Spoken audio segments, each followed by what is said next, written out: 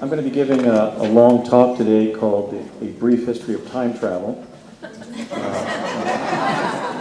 In part one, I'm going to try to provide some biographical or historical context for individuals who were connected with Project Pegasus, which was in fact the U.S. time-space exploration program at the time of its emergence in the late 1960s and early 1970s.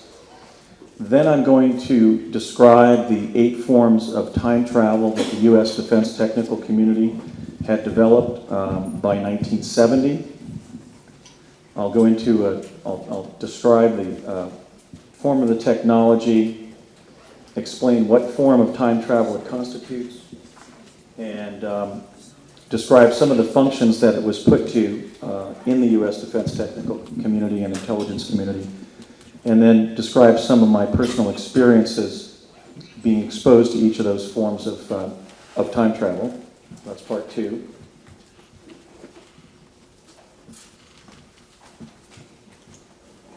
Then I'm going to go into an area that is often asked is, you're making really a set of almost unbelievable claims. You're not only asserting that the U.S. government had achieved time travel of different forms by 1970, but was involving American school children in the research and development activities surrounding those time travel technologies. So I'm going to briefly articulate the reasons why they were working with children. There were actual programmatic reasons that they had to work with children and wanted to work with children. Then I'm going to ask you to try to go back and remember what you were doing in the early 1970s.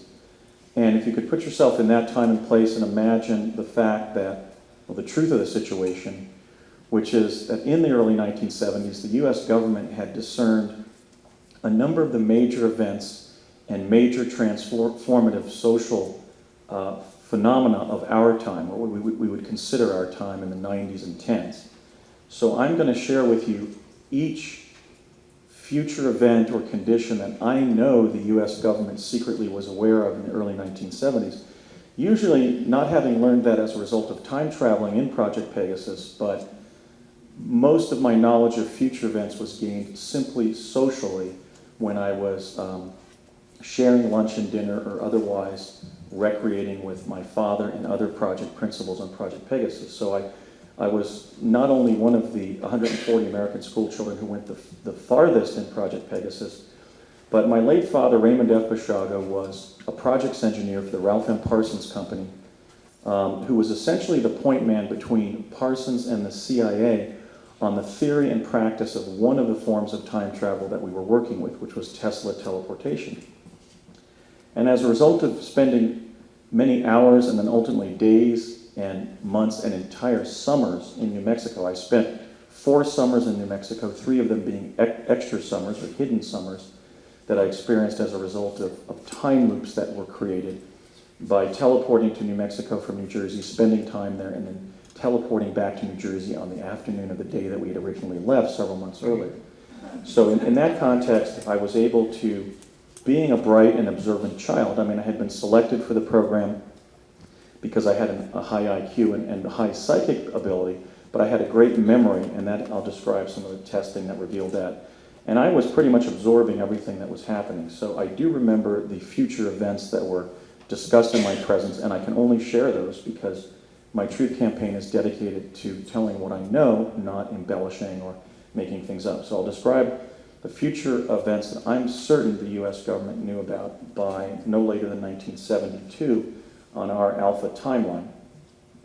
And then the 5th and final section, before I open the floor up to as many questions as you'd like to ask, I'm going to articulate what I think are the choices that we're going to have to make.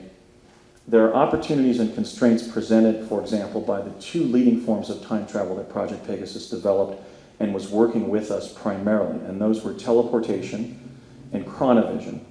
Teleportation is a process whereby radiant energy is used to open up a vortal tunnel in the fabric of time-space that the teleportee jumps through to a distant point in the physical universe.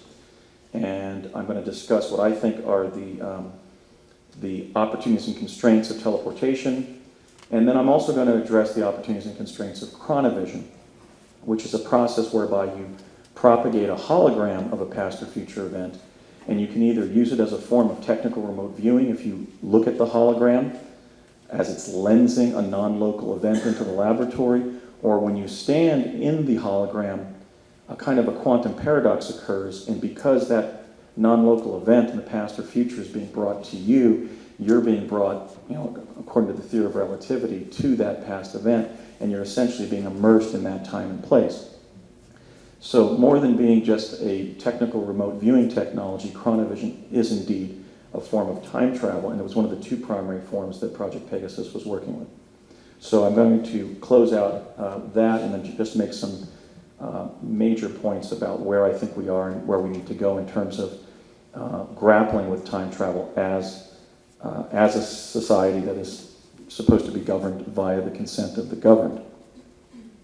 So part one, we're going to be looking at the people. These are by no means all of the people who worked on the project.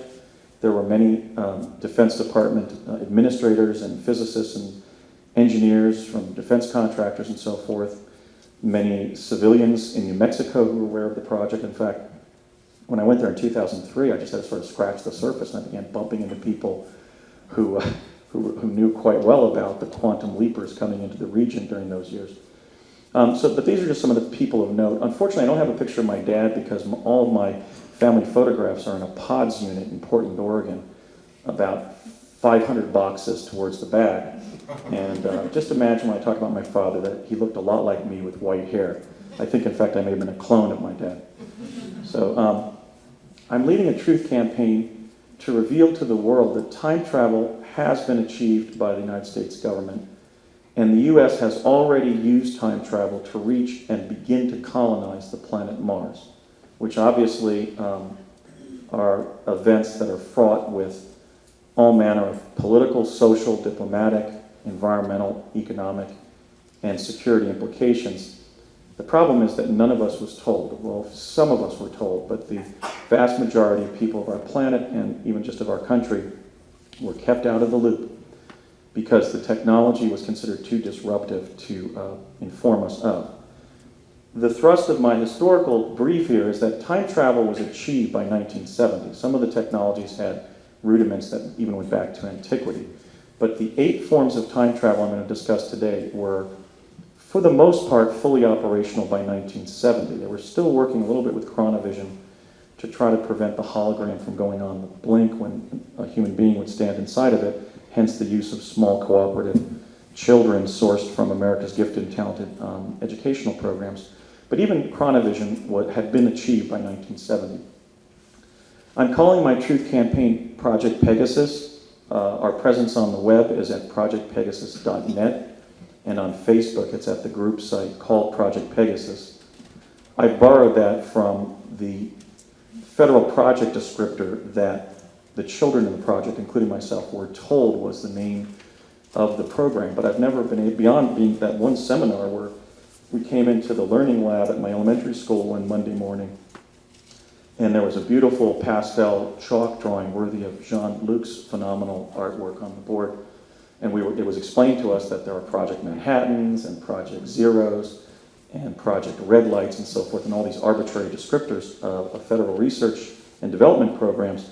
The one that we were entering there in fall of 1969 as third graders was called Project Pegasus. I have no other verification besides that one seminar at Mount View Road Elementary School in Cedar Knolls, New Jersey in the fall of 1969 to know that the project was indeed called Project Pegasus. There are several other Project Pegasus that are out there that are searchable. There was a road project in Texas utilizing somewhat of an anachronistic technology, which was automobile transport. There was some kind of sidebar to the Iran-Contra scandal called Project Pegasus, no connection. I mean, certainly there were Republicans involved in both of those activities. But I think the ones that I was working with were somewhat more principled than the individuals who were involved in some kind of domestic assassination program that was a sidebar, or drug running as a sidebar to Iran-Contra. No connection, except perhaps through George H.W. Bush and Bill Clinton. But let's not go there. Okay, so now the overarching purpose of my truth campaign is to advantage humanity with the life-advantaging benefits of teleportation and chronovision in the 21st century and beyond. And I believe that that's a quest that we, as the developers of this technology, the people of the United States, should lead. And in order to do that, the people of the United States are going to know what was done in their name with their tax dollars and with the minds of some of their brightest physicists and engineers. I was enrolled officially in Project Pegasus. Now you've been set up. This is my key picture from kindergarten. Some people say I look a little bit too much like a young George W. Bush there, and I have to plead guilty to that. So, or Ron Howard at 5. But that's my picture at age 5 in 1966. That's my kindergarten portrait from Mount View Road Elementary in Cedar Knolls, New Jersey, a public grammar school where we were trained secretly to be involved in time travel at off-campus locations among different defense contractor locations in New Jersey, New Mexico, and Ohio. The first time that I can remember teleporting, clearly I was age 6, and I'm going to give the facts of that. But in my discussions with my late father before his death in 1990, I believe that I first teleported with him to New Mexico, to Santa Fe, New Mexico, as a 4-year-old, because I was being acclimated to the project technologies. And so this picture would have been taken a year after I first teleported, I think, but it certainly was taken a year before that I can say to a factual certainty that I teleported as a 6-year-old. I was involved in real time on my Alpha timeline in New Jersey in Project Pegasus from the fall of 1969 to the end of the summer of 1972. But when I went back and began researching my project experiences, initially in 1999, really right around the time that I met Alfred, and we became good friends and collaborators, really I was just writing things down, fragmentary memories were coming back. I began to research my project experiences in 2001 and 2 in earnest, and I ultimately reconstructed the timeline of what happened during those years. In the fall of 1969, I was placed in a learning lab that I later learned that 140 other bright kids around the country were put in similar labs. We were in 14 regiments of 10 children, each of which were identified by a color. Ours was Blue Team, and I was the captain of Blue Team, which meant that I got certain specialized training of what to do on behalf of the other kids if there was a project emergency or some unforeseen event of some kind. I was enrolled in fall of '69. This was right after the lunar landing in July of 1969. There was a great deal of optimism in the defense technical community. My own father had undergone the FBI security clearance to work on the lunar module project, but that had gone from Parsons to Grumman, and it was one of the great disappointments of his career that he was hoping to be able to brag to his grandchildren that he had helped work on the instrumentation for the lunar module, but he couldn't brag to them about the fact that he helped the U.S. government achieve time travel. So I think I'll dedicate today's discussion in Hawaii to my late dad. So in fall of '69, I'm placed in a learning lab where all manner of strange things occurred, basically. Initially, they began working with us extensively in developing our psychic ability. They were doing things like playing a card game with us where the teacher would look at a standard playing card. She'd take a card from the deck and look at it and concentrate on it, holding it up to her forehead. And I remember getting the card right, 1 out of 52 chances, every round for like 90 minutes or 2 hours. So I was clearly not a trailing edge boomer, but a cutting edge indigo. Earlier, at age 3 and 4, I was manifesting such special abilities as going down into our cellar there in Mars Plains, New Jersey, at our house in Mars Plains, and listening to what my father was thinking and completing his thoughts. So I remember one time he was at his table saw, and I was listening to his own internal chatter about his marriage, which was a very solid one. My mother was a wonderful wife and mother. My dad was certainly a solid husband and father. But he was saying he had some kind of argument or something with my mom, and he was saying, I was listening to his mind turn, and I said, Dad, you shouldn't say that. Or no, I said, you shouldn't think that. Mom doesn't just view you as a meal ticket. So my dad was a very hard-boiled engineer. He had gotten a BS in electrical engineering from Lehigh University in Bethlehem, Pennsylvania, and he had to kind of cope with, this is sort of like the Tom Hanks father figure in the movie. He had to kind of cope with the fact that his young son was manifesting some special abilities.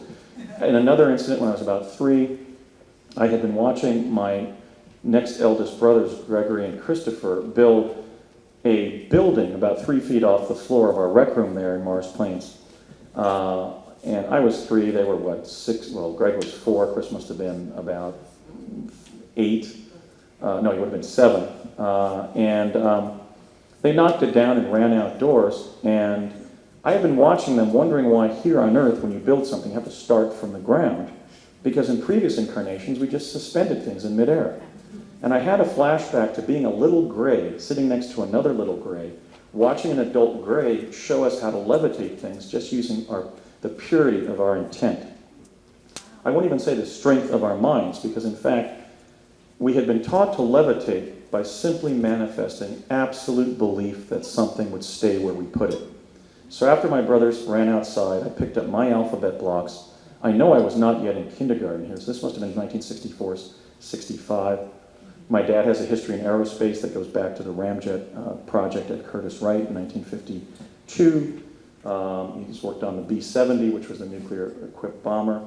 So he comes out of his carpentry shop there in the cellar and sees his 5th child, his number 3 son, as he used to call me, levitating his toys off the ground. And in fact, some of the objects were circulating around each other, as we've now seen in The Last Mimsy and The Matrix and other feature films that have shown gifted kids doing this. So I was a special kid. I'd like to think of myself as a cutting-edge indigo, and I'm also sort of conscious of that as I wage my truth campaign, because I do believe that there were cadre of souls or what have you that have come into the world in this generation, and I suspect I may have been one of the initial entries. Also, as a result of my relationship with my father, I know to an historical certainty that I was the first American child to teleport via Tesla teleportation. When I had a number of heart-to-heart discussions with my late dad in the late 80s before his death in 1990, I was asking him questions like, well, Dad, I remember going to New Mexico through the Tesla device up at Curtiss-Wright at a very young age. Was I, in fact, the first kid to teleport? The first American kid, maybe? And he said, well, the first group of teleportees utilizing this technology that had actually been based at Curtiss-Wright, but then they were happy that the Lenni Lenape Indians had lived there for hundreds of years, and they selected Santa Fe, as I mentioned yesterday, because they were very old inhabited regions of the country. He said, no, in fact, son, the first 3 teleportees were Navy enlisted volunteers who died because the Vortal tunnel that we opened up, these were the intentional teleportees. The first was somebody who, when they set up the Tesla device there at Curtiss-Wright, he walked through the field of radiant energy that was attuned between the 2 elliptical armatures of the device and found himself tumbling to Africa. So in fact, the first teleportee through the Tesla device that the defense technical community at least had tracked the use of the technology was an accidental teleportee to Africa. But then when they tried to standardize what it was doing, figure out how it was working as a teleportation device, after he returned to the United States from Africa, and his supervisor practically collapsed in the lab because he thought he'd been killed when he jumped through the field of radiant energy. So when they standardized and began intentionally running exercises, the first 3 individuals to jump through were adults, and they perished because the Vortal tunnel in time-space that had been opened up too long, and they ran out of oxygen because we were surviving just in the air that we pushed into the Vortal tunnel with our bodies, and we were only in there for several seconds. In fact, in later exercises where we were taking a Stargate device to the distant future, I was actually trained how to inflate my lungs and take little sips of air off the top of my lungs to persist for the 30 or 60 seconds that it would take to teleport utilizing that device. I was an alto saxophone player already, so I was pretty comfortable with that, of storing up my air and utilizing it economically. But I have kind of been troubled in adulthood with a kind of a respiratory syndrome where I can't can't release the air in my lungs very easily. Or it crops up every once in a while. So we were not wearing any specialized respiratory equipment. We were jumping through, as Jack Pruitt, one of the team leaders, said, an interstitial chasm in the fabric of time-space, unassisted by any kind of specialized respiratory equipment. Okay, so I then said, well, who was next? Did I follow the 3 Navy enlisted personnel with you? And he said, no. In fact, we were doing something kind of unethical The Defense Department was negotiating with the corrupt right-wing authoritarian governments in Latin America to take orphans, street urchins, off the streets of Rio and Santiago and Maracaibo and Mexico City and other Latin American capitals, bringing them up to the United States, usually to New Mexico, and involving them involuntarily in defense technical experimentation that might cause them to die or be wounded, to be injured. Usually they were not. They usually did not lose their life nor limb. And the kind of moral dispensation that the individuals in the Defense Department told themselves to excuse this kind of involuntary human subject experimentation involving indeed orphans from Latin America was that after they passed a certain threshold of testing, they were discharged from the program and given, in the United States, everything they would have been deprived of in their home countries. Parents, a house to live in, enough food to eat, and adequate clothing and education and health care. So they were ultimately dismissed from the projects and then adopted into American households as former orphans. So in fact, some individuals of Latin American heritage, my age, born roughly between 1957 and 61, who were adopted in the 1960s into households, for example, in New Mexico, are among my time-space compatriots. And I mention that because ultimately, as I lecture, I'm waiting for one of those individuals to step forward. For my own part, I took part in 8 different forms of time travel, several of which were new, dangerous, and experimental activities in applied quantum physics, then being researched and developed by DARPA, the Defense Advanced Research Projects Agency. So I also took part in exercises where I could have lost my life or limb and where other children were grievously wounded, and I'll describe some of those incidents, just to know that a price was paid, a steep human price was paid to give the United States a time travel capability. And I think that's another reason why it's immoral to conceal it and not use it to advantage humanity, because some human beings paid a huge price in bringing about its development. Project Pegasus was carried out under the aegis of DARPA. During our training, of course, in those years, DARPA was not the Defense Advanced Research Projects Agency, it was the Advanced Research Projects Agency, or ARPA. I remember sitting in a briefing where a group of us were sitting at an Army base in Morristown. It might have been the Morristown Army Arsenal, or the Picatinny Arsenal outside of Morristown. And the instructor, who was in an Army uniform, put the word ARPA on the board. And he explained to us that this was the most advanced agency in the U.S. Defense Department, working on the development of military technology to include weaponry and communication systems. It was the historical fulfillment of an effort, they told us at least, begun by General George Washington during the Revolutionary War, when he commissioned some scientists to build a more effective form of gunpowder for him. But by our time, DARPA, we know, is the U.S. Defense Agency or sub-agency of the Department of Defense that has brought us Star Wars weaponry and the internet that in turn the National Security Agency has used to place Facebook and other intelligence gathering software on. So DARPA is the principal research and development agency of the Department of Defense. The principal defense contractor involved in Project Pegasus, there were several. The principal one was the Ralph M. Parsons Company of New York, New York, later known as the Parsons Corporation of Pasadena, California. Here's the founder of Parsons, the eccentric Ralph M. Parsons, who had been a lieutenant to Stephen Bechtel during World War II when Bechtel was building Liberty ships for the U.S. Navy. Bechtel's other lieutenant was John Alexander McCone, who we'll be meeting in a minute, who would go on to a career as the director of Central Intelligence, ultimately with the CIA. Bechtel and his lieutenant Ralph M. Parsons went on to found the 2 largest process engineering companies in the world. And over the years, really since the end of World War II, the company that Stephen Bechtel founded and the company that my father's employer, Ralph M. Parsons, founded, have been vying with each other to be the largest process engineering company in the world. I think Parsons is now about an $8 billion company. I remember sitting in Ralph M. Parsons' office when Parsons was still on Wall Street in New York City, and he was a very eccentric man, a lifelong bachelor with a very a cackling laugh and a very unusual sense of humor, but really a brilliant individual. He started Parsons in his garage, I guess like Apple Computer and Hewlett-Packard were, started in garages, and built it into literally one of the largest companies in the world, and at many times the largest engineering firm in the world. For example, you question whether Parsons was actually the defense contractor most responsible for permitting the United States to achieve time travel. Well, they built an entire city called Yanbui in Saudi Arabia. And I don't just mean a site plan for an engineering project. They built an entire city the size of Pasadena from the desert sands of Saudi Arabia with about $8 billion from the Saudis. Because of these Saudi connections, or Middle Eastern, I should say, after Project Pegasus after Parsons had achieved time travel for the U.S. government under Project Pegasus, and as shown on the Parsons Corporation website in its official biography of Ralph M. Parsons, even up to a couple of years ago when I began mentioning this in my lectures, in 1972, around the time that I was dismissed from the project just as a pro forma matter, Ralph M. bought the world's largest private yacht from the Iranian arms merchant, the billionaire Adnan Khashoggi, and rechristened the ship Pegasus II, even though Parsons had never owned anything named Pegasus, and the ship bore a Persian name when it was under the ownership of Mr. Khashoggi.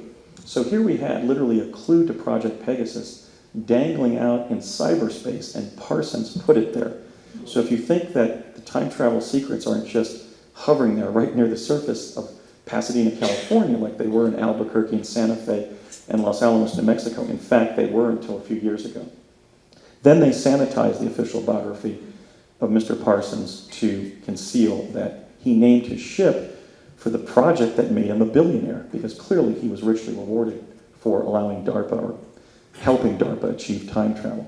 I'm often asked whether he had any connection to John Northcote Parsons, the so-called Jack Parsons, the founder of the Jet Propulsion Lab, also in Pasadena. He of the untoward friendship with L. Ron Hubbard of Scientology and Aleister Crowley of Satanism and so forth. To my knowledge, there was no connection, either personal nor family. He's just another person named Parsons who was doing work for the government in Pasadena. If I find a connection, operational, organizational, or family, I'll announce it, but I think he was from a different part of the Parsons family. There were certainly no creepy people hovering around the project except one pedophile whose career I put an end to in the summer of 1967.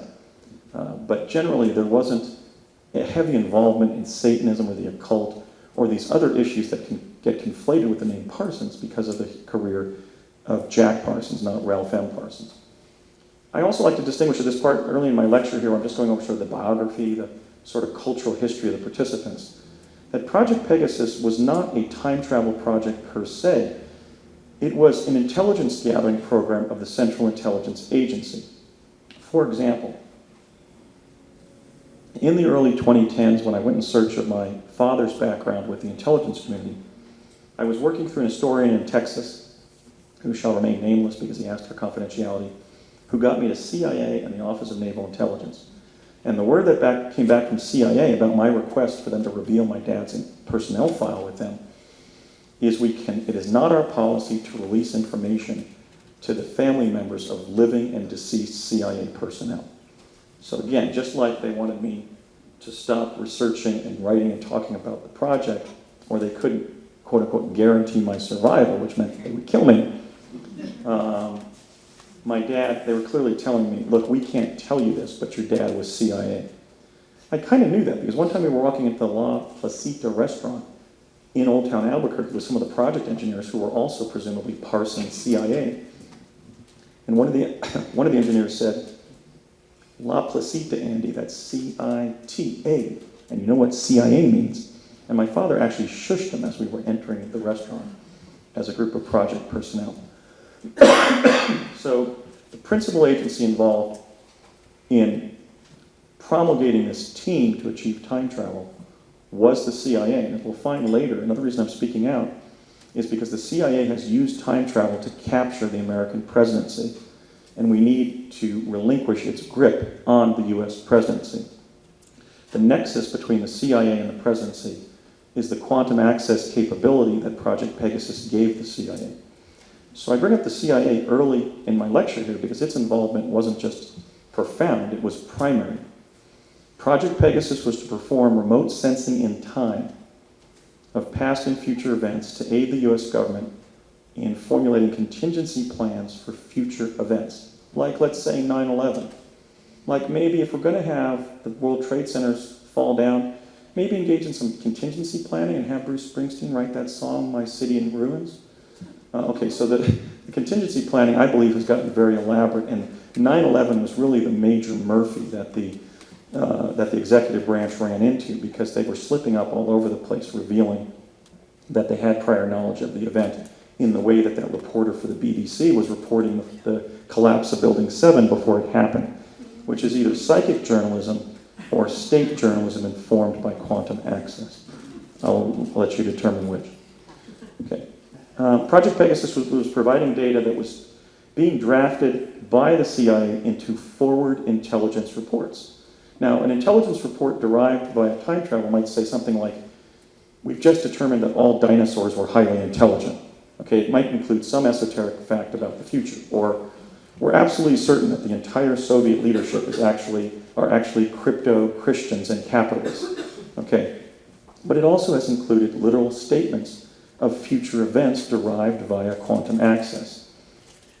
These reports containing information about future events have been circulating among US government officials who possess a need-to-know only level of clearance ever since. So a major idea here is, look, our executive branch is being administered by people who have knowledge of the future. How could I hold that back from the American people? It would be morally wrong to do so. It's morally wrong that this has occurred, and in a society where we're supposed to be governed in a representative democracy under a constitutional republic, how is it that we could have a class of insiders with knowledge of the future, even with passing data of the future, who certain persons of interest are going to be? You know, that this vice chancellor at Stanford, Condoleezza Rice, is going to become Secretary of State, knowing that 10, 15, 20 years before it happens. How can we have any semblance of representative government in the United States if the mere fact that our governmental insiders are relying on forward intelligence is kept back from the American people? It's wrong. It has to change. Among the top US intelligence officials that I met when I was a child serving on Project Pegasus was John Alexander McComb, that other lieutenant of Stephen Bechtel during the war, who joined the Office of Strategic Services during the war, became one of the first most distinguished CIA agents, and ultimately reached the position of Director of Central Intelligence from 1960 to 64, which encompassed the assassination of President John Fitzgerald Kennedy. John McCone was an exceptionally intelligent human being. I remember him sitting at a table in one of the restaurants in Old Town Albuquerque, and he was trying to explain to my father and a few other project engineers what this thing in the future called the internet was. And it was such a strange device that I remember the discussion. He said, well, you sit at this rudimentary electronic keyboard, like the ones that are now emerging on some of our electric typewriters, and you sit in front of a CRT, or he said VDT, video display terminal, not unlike a modern television set. And through that system, you can communicate with anybody, anywhere else in the world who's on the communication network. This gentleman is this is almost a direct quote, this gentleman is going to be the reduction to practice of Vannevar Bush's primary fundamental. Vannevar Bush, who was an early Defense Department Imagineer, had actually conceived of the idea of the internet as a defense technology. It would allow anybody in the world who was hooked into the system to communicate over wires, or ultimately wireless. So hence the origin of the internet at DARPA. So John McCone, who I remember all the project engineers, including my father, were calling Alex. His middle name, I found, was Alexander. They were telling Alex, oh, we just don't get it. I really can't get my mind around this thing called the internet. Just some kind of weird, spooky technology, huh? Okay. So my dad gets up from the table. He was sitting across from John McCone and said, yeah, I'm still disturbed about this .com thing. And John McCone said, what do you mean, Ray? It's just an address. It's a postal address on the communications network.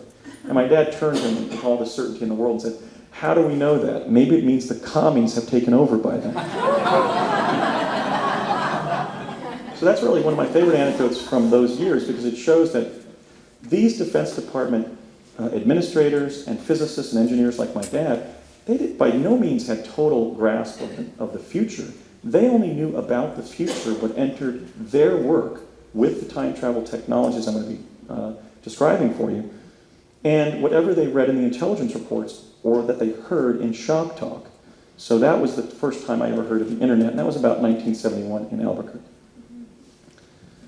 There's no question, now this comes up a lot, and I think it's a fundamental question. In fact, I'm humbled by the focus on Nikola Tesla, because now that my truth campaign has gone international, individuals from the most obscure cities anywhere in the world are always asking me about the debt that the U.S. time-space program owed Nikola Tesla. It's almost like the collective memory of humanity will not surrender the debt of gratitude owed to Tesla. Tesla is sort of like the Jesus Christ or the Christopher Columbus, ultimately, of time travel. And people from the most obscure villages around the world that have internet access are constantly asking me about Tesla.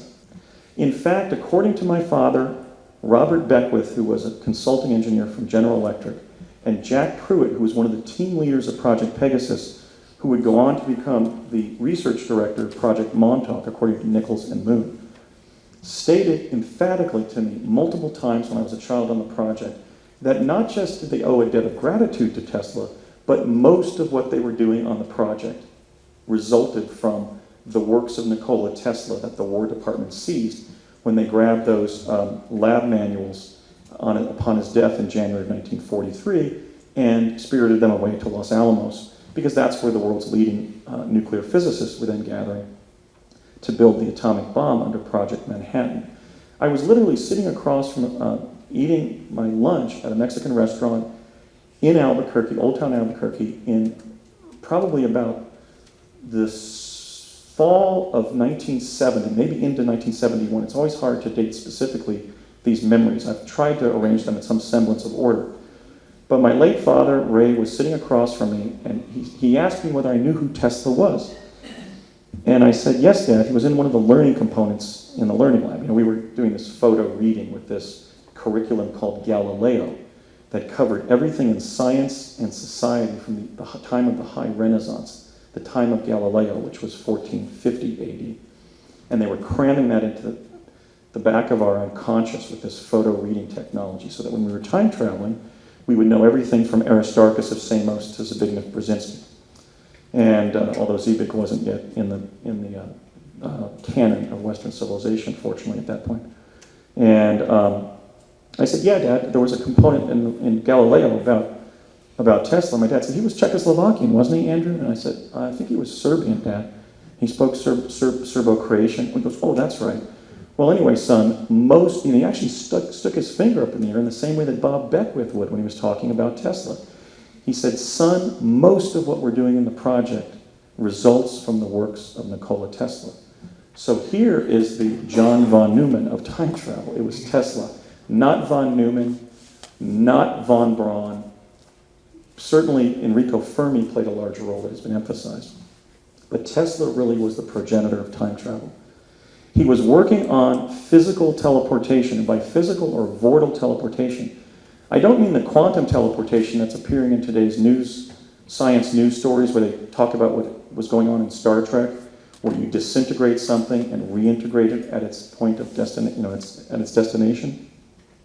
Tesla teleportation involves opening time-space up so you pass through it uninjured, or at least usually uninjured. Tesla's experiments at Colorado Springs and later on teleportation, my father and Raymond Kubik of Parsons once told me in around 1971, were repeated by my father at the Thomas A. Edison Research Labs in West Orange, New Jersey during the 1956 to 64 timeframe when he was employed there and the labs were there. These weren't the historical labs resulting from Edison in West Orange. This was a think tank begun in 1950, and they were inviting different distinguished physicists and engineers to work there.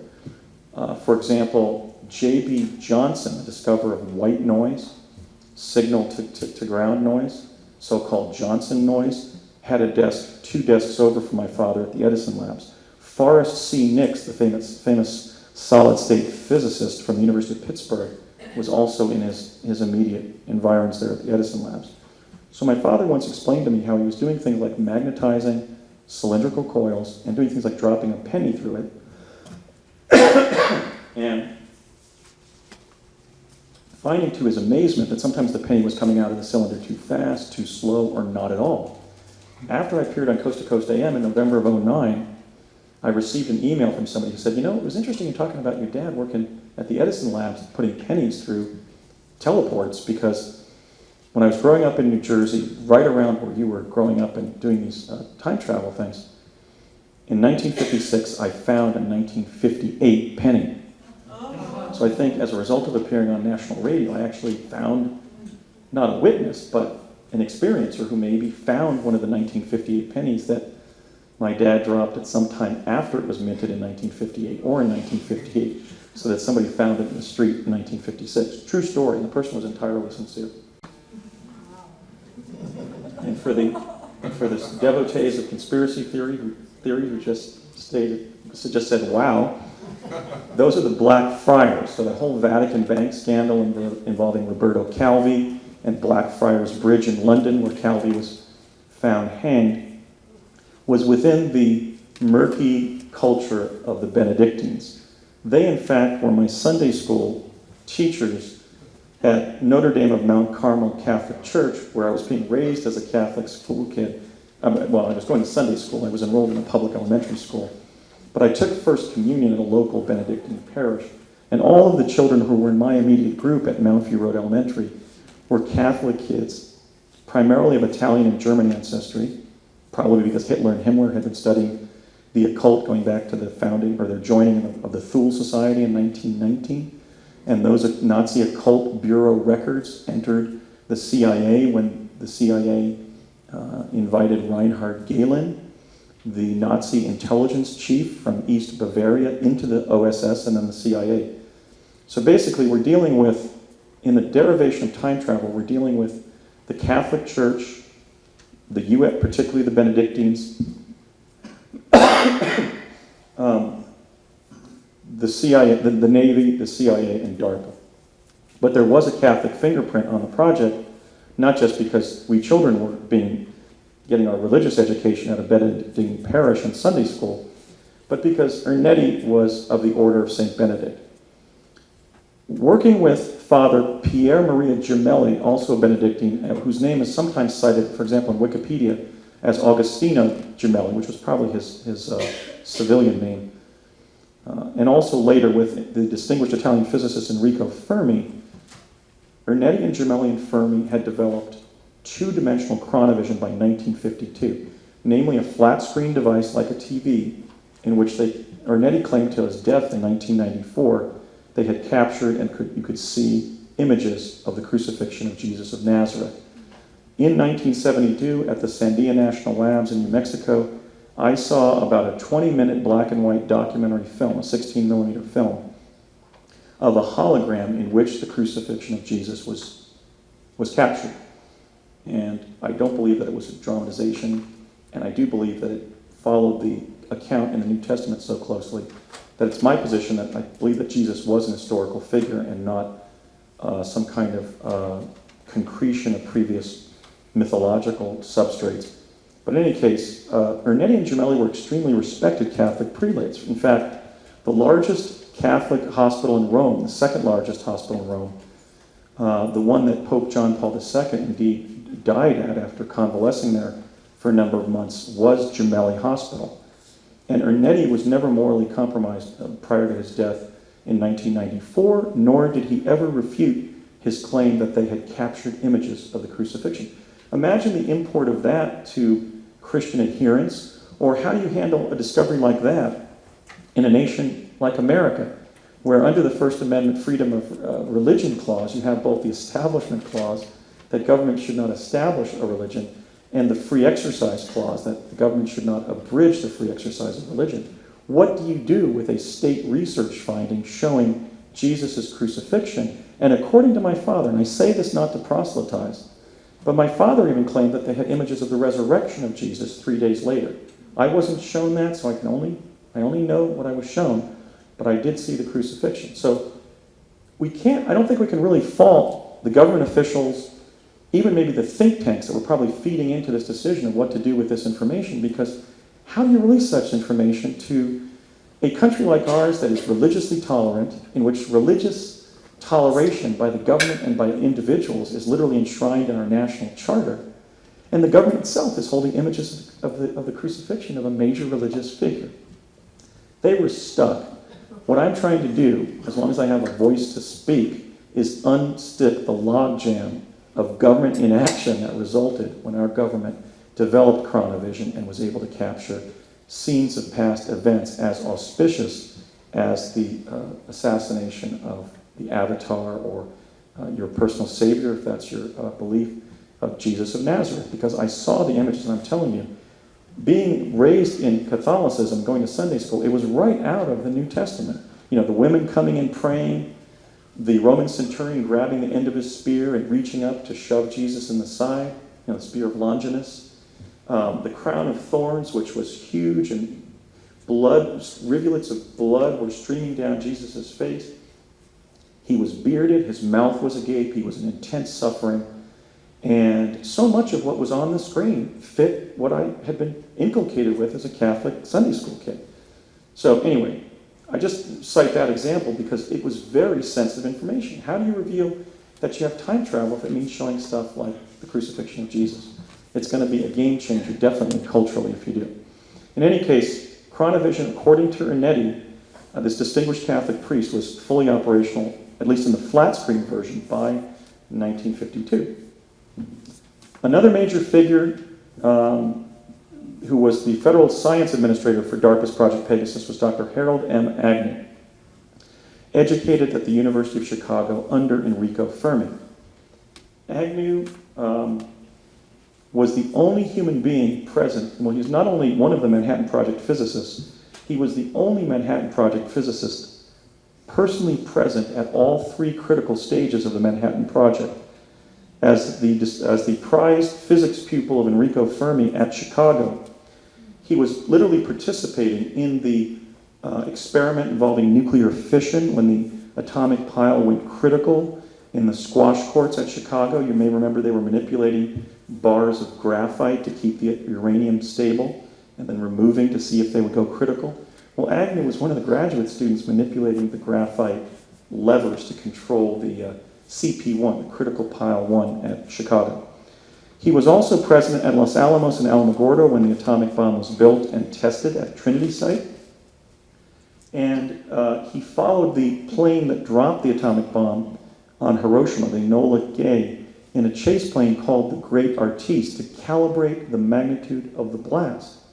So Agnew wasn't just one of the Manhattan Project physicists. He was the main guy. He was the one who was present in all three critical stages. I met Harold Agnew sometime between my 6th and 7th birthday, sometime between September of 1967 and 68, and this is how it happened. I was playing at our home in Morris Plains, New Jersey on a Saturday morning, and actually that wouldn't have been a Saturday because we met Agnew, but sometimes my dad would take me up to Curtis-Wright on weekends, particularly Saturday. But anyway, it was sometime between September 67 and 68. Is that right? I hope it's not Harold Agnew. He keeps tabs on me. He's now about 90 and living in a suburb of San Diego. He was born in 1920, so he's going to be 91 this year. Very nice man. All of the individuals I worked with in Project Pegasus were just fine Americans. They were trying to achieve survival and peace in the nuclear age by achieving time travel.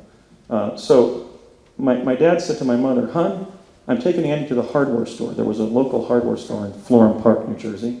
As Joan may remember, that big hardware store out in Florham Park. You can smell the grass seed there when you entered the open garden area there. And we'll be back in a couple hours. Well, he didn't take me to Florham Park or the hardware store.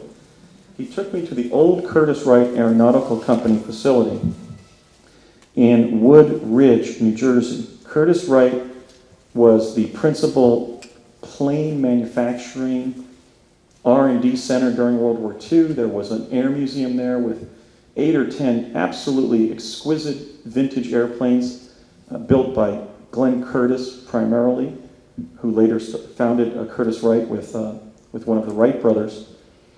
And we went through a security desk into the engineering building, through the engineering building into Building 68. All of these large brick R&D buildings at Curtiss-Wright had numbers. The building that we entered was building 68. And there in a room about twice the size of a high school chemistry lab were two gray, that is to say battleship gray booms that were elliptical objects freely standing on their base, which was the Tesla teleport unit that we were there to jump through. Now, I apologize for not having schematics or renderings. I'm still working on getting these time travel devices actually drawn by a draftsman. These two elliptical objects were about 8 feet high and about 10 feet apart on the ground. And my dad had the technician sitting at a keyboard controlling the left boom. The right boom was plugged into the wall. He said, yes, you can turn it on. And the technician turned it on. By the way, my dad wasn't pulling rank on people, but he was actually, well, he had been a private first class during World War II as a combat medic and ambulance driver in France and Germany when Laura's great-grandfather was leading the Allied war effort as Supreme Allied Commander. He had just been a private during the war, but in the defense technical community, my dad was what was called a major in the 2nd Reserve. We actually had a cadre of shadow political and military leaders who had standing orders to report to a certain location in the event, for example, of a Soviet takeover of the lower 48. So my dad was a major in the Army. In fact, he was a major with false credentials. The name on his credentials was Henry Przybski, who was a Polish-American neighbor and friend of his from his hometown of Summit Hill, New Jersey, who was killed during the war. So one time when we were getting into, not to Curtis Wright, but into Camp Kilmer, an Army base in New Brunswick, New Jersey, I said, Dad, you're not a major. I thought you were a private. And then he explained about the 2nd Reserve, and I said, and who's Henry Przybski? And he said, oh, that was a good friend of mine from Summit Hill who died during the war. So I'm looking for the Henry Przybski files under the U.S. Army Defense Technical System. So anyway, my dad had the technician turn the device on, and it basically broadcast a shimmering curtain of bluish-white radiant energy. From about 10 feet away, it looked sort of like water gently falling in a public sculpture like you find in Austin, Texas, where you have these beautiful public fountains where the water is detained for a while and shimmers in the sunlight. But when my dad had us walk up to about a foot away from the shimmering curtain of radiant energy being a form of energy that Nikola Tesla discovered that is latent and pervasive throughout the entire physical universe, and that has among its capabilities the capacity to bend the fabric of time-space. Up close, what I saw was a snow pattern, like raster on a black and white TV set, and then across the raster from these little green-blue ports along the interior of the armatures of the device, the booms, I saw these little squiggles of blue light going in opposite directions at 3-inch intervals across the field of radiant energy. So this was an electromagnetic device that when we jumped through that curtain of radiant energy was going to open up time-space in the same way that a child opens up a cylinder of air when they blow a bubble. It was pushing time-space around us and moving it past us, or alternatively, we were moving through it. So my dad said, son, what's going to happen is I'm going to hold your hand on the count of 3. We're going to jump through this curtain of energy, and we're going to go through kind of like a tunnel. You don't have to do anything, but after a few seconds, we're going to find ourselves on a hillside somewhere else in the country. So we did a couple of dry runs, and then on the count of 3, holding my father's hand, in a way that you might have seen depicted in the TV show Fringe after they stole a lot of my story elements for their early broadcasts, where Walter Bishop, not Raymond Bishago, holds his son Peter's hand, not his brother Andrew's hand. Okay. Anyway, some of my stuff's been ripped off by Fringe, but that's fine. It has to enter the collective unconscious at some point.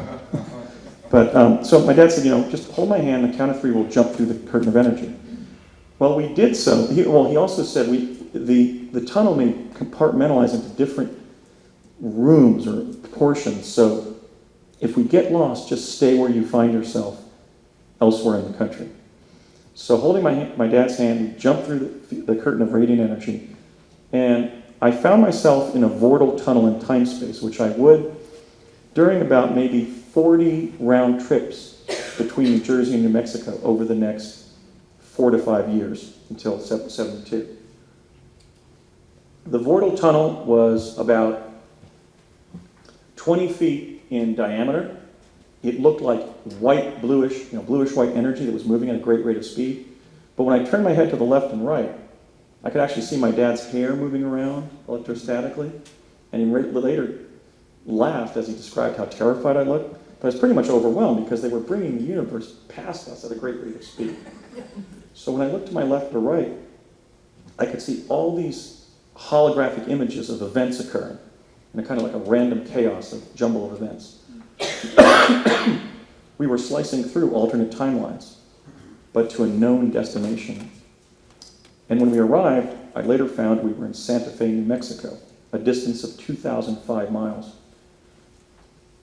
Oddly, the year of publication of Exopolitics, 2005, there's a synchronicity I didn't even think about. That's right. 2,005 miles from Woodridge, New Jersey to Santa Fe, New Mexico.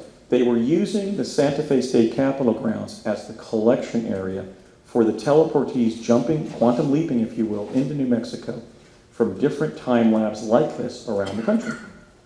Different rooms they called teleports, where the teleporter was, and the armatures of the teleporter was tuning radiant energy in so we could jump through it.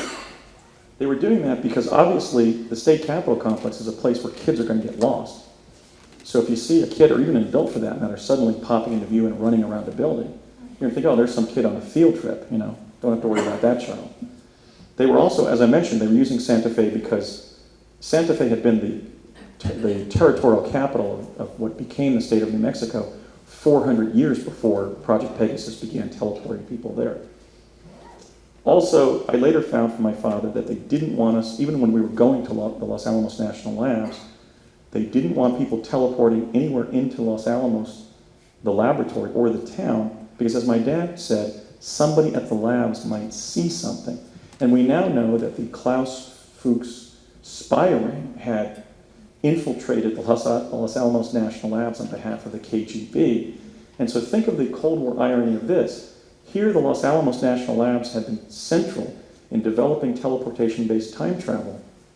But even when they were still experimenting with it, they were teleporting into New Mexico, into Santa Fe, rather than Los Alamos, to conceal it from the nth person in the labs who might be a Soviet spy or collaborator of some kind. So my dad literally explained it, that we can't, because one time we actually, a number of times, but one time in particular, he was given some military plans at Curtis Wright, and we teleported to Santa Fe. And I said, why don't we just teleport to Los Alamos? And he said, we can't. And he said, we can't. And I said, why not? And he said, because somebody at the labs may see something. Okay, so I interpret that to mean, Soviet personnel at the labs. Because as my father said, my dad was a Polish American, clearly an anti-communist, because of course Poland had been invaded and essentially placed under Soviet domination. He also explained to me that the thrust of the project was, as he put it in his provincial Eastern Pennsylvania way, to stay 2 steps ahead of the Ruskies. So clearly that was a major emphasis, was staying ahead on the time travel front from the Soviet communists.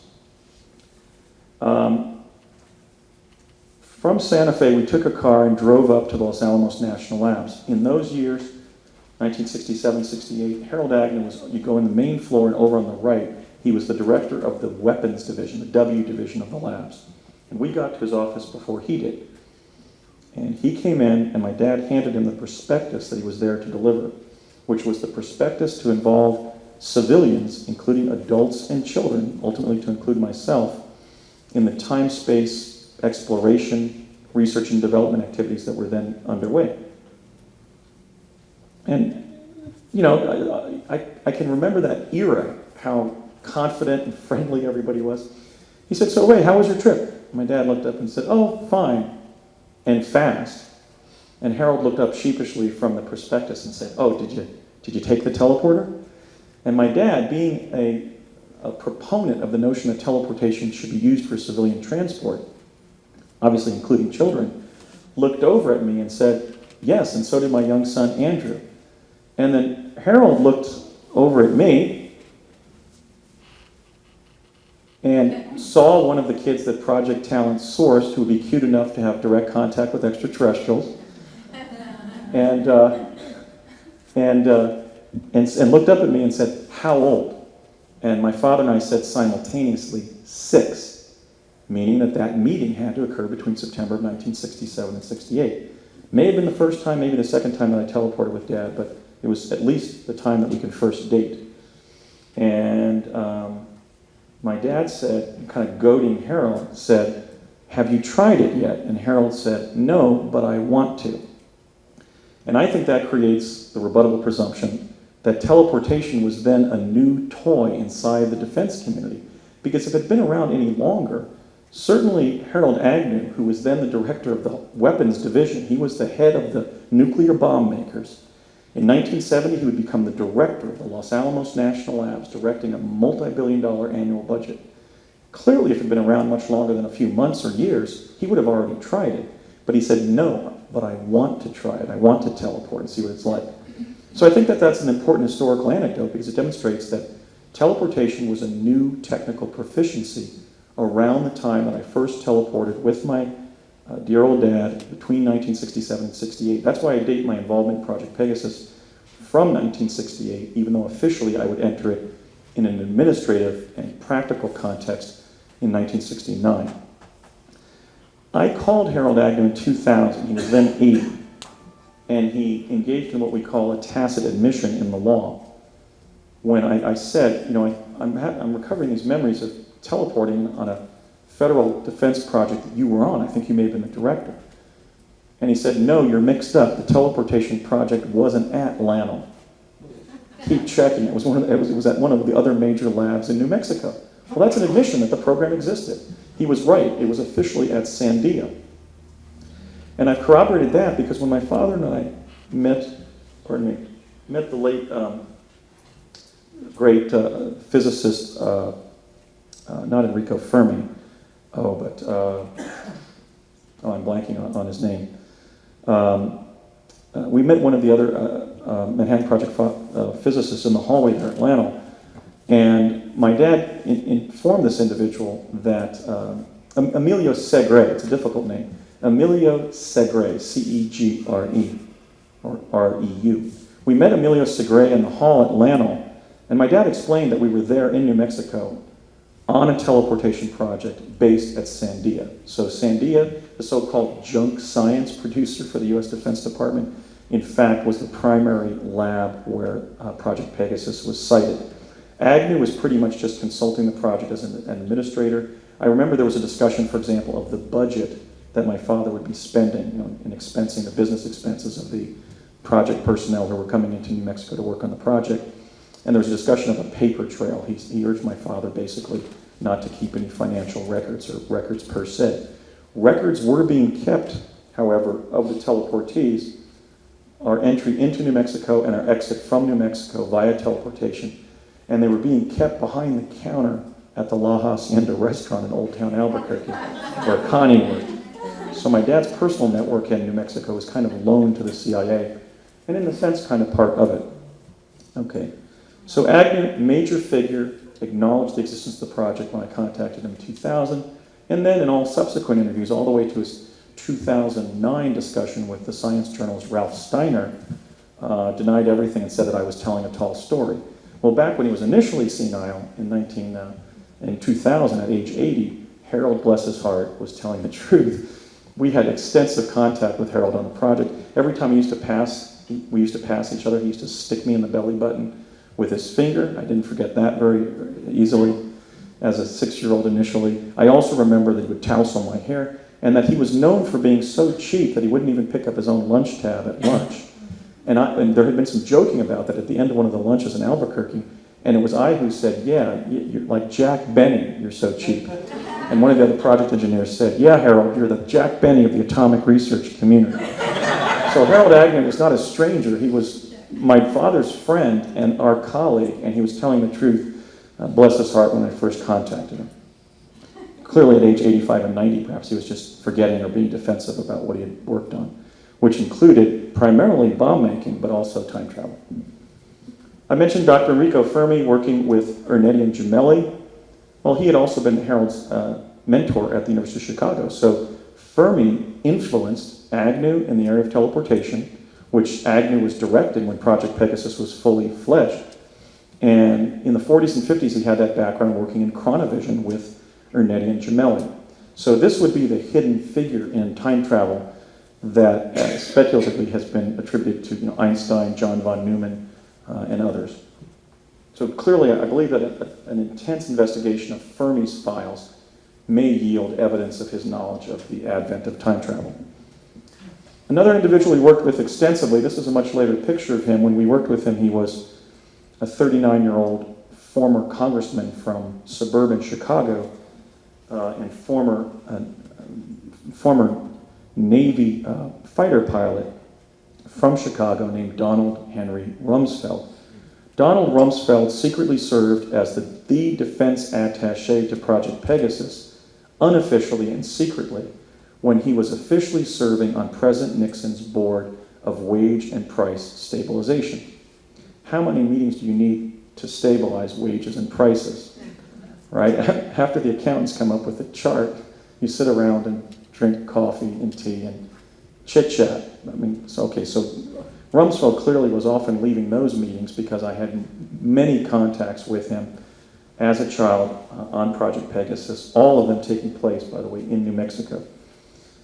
Not a large man, about 5'9", very 125% in the room, so to speak. Don Rumsfeld had a very voluble personality. He was known as kind of a super patriot. I remember one cocktail party at one of the big hotels in downtown Albuquerque where he was regaling a number of the project engineers, including my dad, about how as a fighter pilot in World War II, he would line up enemy combatants on the ground and just go bam, bam, bam, bam, bam, and shoot them down. I also remember that long before Jack Palance did a one-arm push-up on the Academy Award broadcast, Rumsfeld would often entertain his colleagues by doing a one-arm push-up. So if he insisted I didn't work with him, I'm going to remind him of how proficient he was at one-arm push-ups. He was essentially the point man between the Defense Department and project personnel in the evolving time-space program. He was essentially the man from the DoD. He was the keeper of the secrets.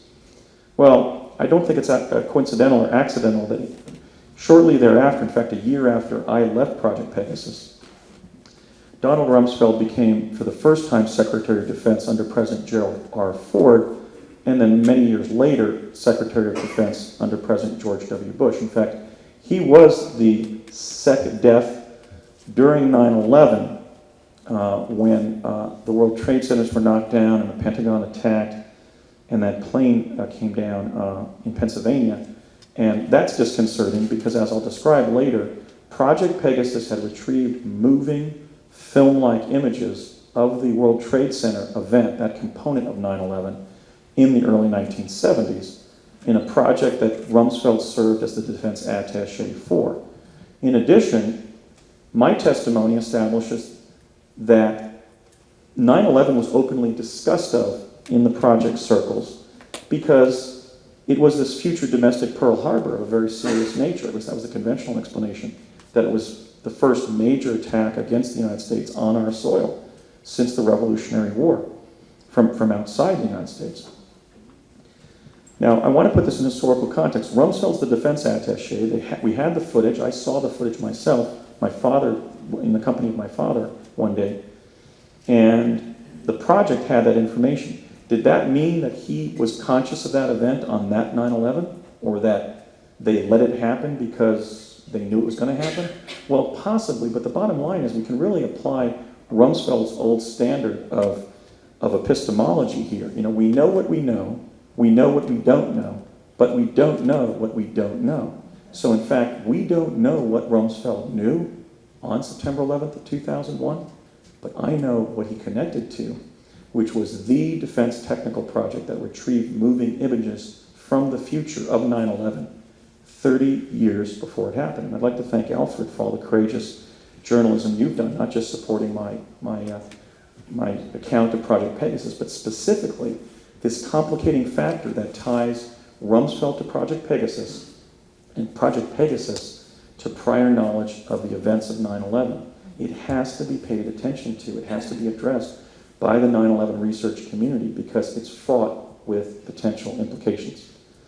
I was present, I had a major contact with Rumsfeld in spring of 1971 when I was invited to a talk that he gave, as he described it, a meet and greet, that was held in an underground briefing room, a kind of an amphitheater, at the Cerrillos Cultural Center in Cerrillos, New Mexico.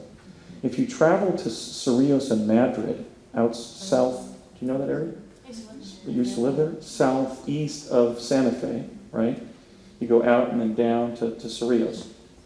On Highway 14, which is Cerrillos Road that comes down from the state capitol grounds and then goes out southeast, you can make that right into the town of Cerrillos, like to the post office, or you can go around the bend to Madrid, and then you have like the Mine Shaft Tavern is right there.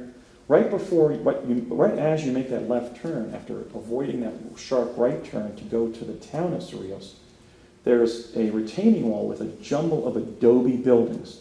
That's the Cerrillos Cultural Center, and it was built by the WPA during the Great Depression. And it was there that they had the Stargate that we used to jump to 2045, and it's there that they had the chronovisor in New Mexico that they were using to send me to the Lincoln assassination site. And it was there that I attended this briefing in spring of '71 that Secretary Rumsfeld gave. I have a verbatim account of what he said. It's going to be in my book. It's word for word. I've done the memory work. You may recall the anecdote that when I was counting back in the learning lab, the teacher would give me a number and I'd tell her what the number was, and then she'd give me the second number and I'd tell her what the two numbers were. Well, we did that to 84 places. So did I have the memory to remember what Don Rumsfeld said in a special briefing in 1971? I have everything. And the significant point that he made is, and this is a direct quote, "We believe that the significance of teleportation is primarily military. It will allow us to put troops precisely where they're needed on the battlefield." And he held up his fingers like that. "It'll allow us to put the troops precisely where they're needed on the battlefield." And I always thought that Don Rumsfeld sounded like Henry Fonda to some extent, or Tennessee Tuxedo, but that's Al Gore. I'm sorry. And he was basically saying that because they had done studies during World War II, establishing that the majority of our casualties did not occur in the front lines, nor in the rear areas, but as we were moving troops up to the front lines, and they were falling in the water and drowning, they were being shot from behind by friendly fire and artillery and shells and stuff, they were being picked off by snipers, not realizing they were up to the front line yet, but they were still vulnerable. That the great thing about Tesla's teleportation is it would allow us to put troops precisely where they were needed.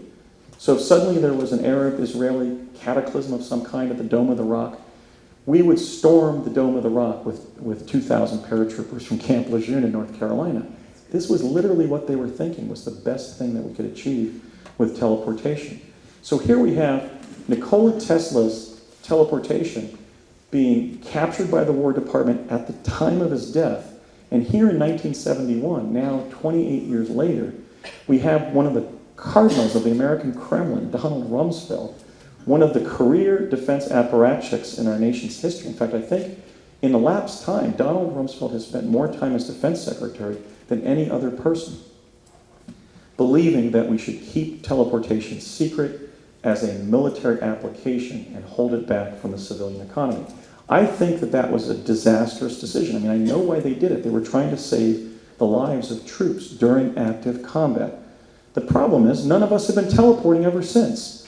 We've been flying from London to Sydney and staying on the plane for 24 hours until we get blood clots and birth defects among our pregnant women and miscarriages and pulmonary thrombosis and that huge fatigue you get when you're flying. We could have been moving between London and Sydney and every other major world city since 1970 in seconds. We could have alleviated all that burden of air pollutants and particulates in the global atmosphere. What I find so disturbing when I started to piece together where my participation in this project kind of fit in the historical flow is that when I was sitting in a seminar as a kid on Project Pegasus, suggesting that one of the benefits of teleportation would be that it would help alleviate the greenhouse effect, Al Gore was sitting in Roger Revella's class as an undergraduate at Harvard, being inspired for the first time to care about global warming. I mean, the technology was already available at the time that some of our most idealistic minds began worrying about climate change. So beyond just discussing climate change, we have to advance solutions in the 21st century. or our goose is cooked primarily as a result of the threat that Project Pegasus and the CIA in general had identified in the early 70s, which is if we get enough global melting from global warming, if global warming goes critical, for example, as a result of all those greenhouse gases continuing to build up in the atmosphere from fuel-intensive, energy-intensive forms of transport by plane, train, and automobile, we will basically have a quelling of the Gulf Stream, the heat exchange between the warm equatorial waters and the northern Arctic waters will fail. And then when that happens, there'll be enough dilution to prevent the salt in the oceans from exchanging hot temperatures from the equator to the north, and we will have a massive ice age, as described by Art Bell and Whitley Strieber in their book, The Coming Global Superstorm, which was made into a film entitled, I think, was it The Day After Tomorrow? Was that the climate change one? Okay. So the CIA was already worried about this in the early 70s. When I performed my investigation over the last 10 years, I found out that it still is. Basically, the Andrew Marshall contingency plan drafted for the Pentagon, that we have to worry about coastal flooding and ultimately potentially ice age conditions from global warming, was stated to me by Ernest Garcia, the Army Security Attaché to Project Pegasus, when I interviewed him around 2004, is still the #1 national security threat to the continental United States. Well, why then is the Defense Department, the agency that was responsible for securing our well-being, not engaging in a program of disclosing and spreading teleportation via technology transfer to every city on the planet? Because when we do that, we can completely scrap our planes, our trains, and our automobiles. Imagine the insanity of flying between distant world cities via plane when we could have been doing it in jump rooms 40 years ago. Imagine driving from your home to your local grocery store with 4,000 pounds of metal strapped around your waist. I mean, we claim to be an intelligent species, but we're not acting very intelligently. But we can act intelligently by pressuring our government to declassify and deploy teleportation, and that's a major thrust of my Truth campaign. Has Rumsfeld stood in my way? No, but like Governor Richardson, he certainly hasn't stepped forward. He hasn't evinced the highest standard of public service by saying, look, I did a lot of interesting things during my career working for the Department of Defense, and one of them was helping it achieve time travel. Let's take some of these time travel technologies and use them to advantage everybody on the planet. I mean, Don Rumsfeld would win the Nobel Peace Prize if he made that announcement with Bill Richardson and myself in Santa Fe one day. And that's what I've asked of Bill Richardson through intermediaries, and he still has not responded. So we have a problem here, and that is our current elected and appointed leadership is asleep at the switch, and we may have a mass disaster if they don't allow humanity to live and work under the most advanced technologies that human genius, the genius of somebody like Nikola Tesla, gave us 100 years ago, 110 years ago. Oh, here's Bill Richardson. He was the individual right after he completed his course of studies at the Fletcher School of Law and Diplomacy in Boston, taking role when we first began teleporting to Santa Fe in the summer of 1970. Like a number of these project insiders, he went on to an illustrious career, presumably or putatively in elected office, although I believe that he's been basically with CIA during his entire career. As the congressman from the 3rd District, where all of the atomic labs in New Mexico are located, Lanel and Sandia for starters, as energy secretary under President Clinton, as UN representative, and as ultimately governor of New Mexico. So Bill Richardson, who began in time travel as a recent college grad at age 24, 25, I think Bill was born in 45, so he's about 25 in the summer of 70 when I first met him, and he took role when we began teleporting in earnest as a group of children in summer of 70. He would take us inside one of the buildings there in Santa Fe, I think it's the building that now houses the Attorney General of New Mexico, sit us in a chair and ask us our first name, our last name, have us spell our last name, and provide our birth date, month, day, and year. So I said, Andrew, and they said, Andrew what? And I said, Andrew Bashago. I said, how do you spell that, Andy? And I said, Basiago. And he said, well, that's kind of unusual. Wouldn't that be pronounced Basiago? And I said, no, it's Polish, it's slurred, it's Bashago. And he said, your birth date, Andrew? And I said, 9/18/61. And he was just about ready to dismiss me. He'd written it all down, he'd taken roll, and I was accounting for. I hadn't been lost in time, teleporting there to Santa Fe. And I looked up at him, and again, in one of my Huck Finn moments that I'm proud of, I said, "What's your name?" And he looked up at me as this 25-year-old who was destined to become governor of the state that we were sitting in, and he said, "Bill," and then looked down again, sort of scribbling. And I leaned forward like I was in front of the Senate, and, Armed Services Committee. I said, "Bill what?" And he said, "Richardson, Bill Richardson."